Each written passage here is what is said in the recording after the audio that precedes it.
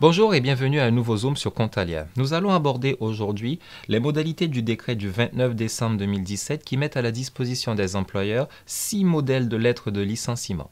En effet, l'un des objectifs de la réforme du Code du travail initiée par les ordonnances Macron est de simplifier et de sécuriser les procédures de licenciement. À cette fin, comme je l'indiquais précédemment, le récent décret du 29 décembre 2017 paru au journal officiel le 30 met à disposition d'employeurs des modèles de lettres de licenciement. Le premier point important à mettre en avant est l'utilisation facultative de ces lettres. En effet, depuis le 31 décembre, les employeurs ont la possibilité, mais pas d'obligation particulière posée par le texte, d'utiliser des modèles de lettres qui ont été mis à leur disposition. Comme prévu, ces modèles rappelleront les droits et obligations de l'employeur et du salarié. Leur utilisation reste malgré tout facultative.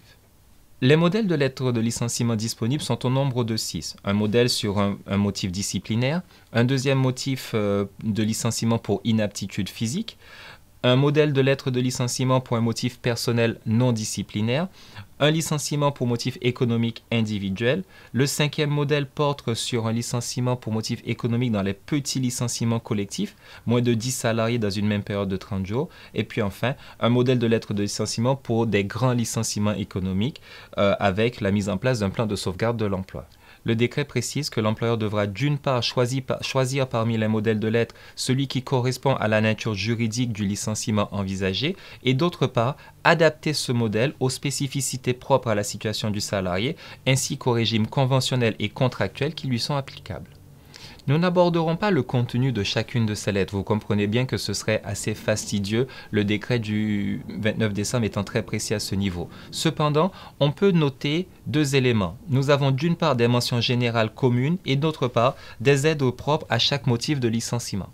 Concrètement, au niveau des mentions générales communes, chaque modèle de lettre comportera les mentions générales suivantes. En ce qui concerne l'employeur et le salarié, dénomination sociale, adresse du siège social, nom, prénom, adresse du salarié. On identifiera les parties le plus précisément.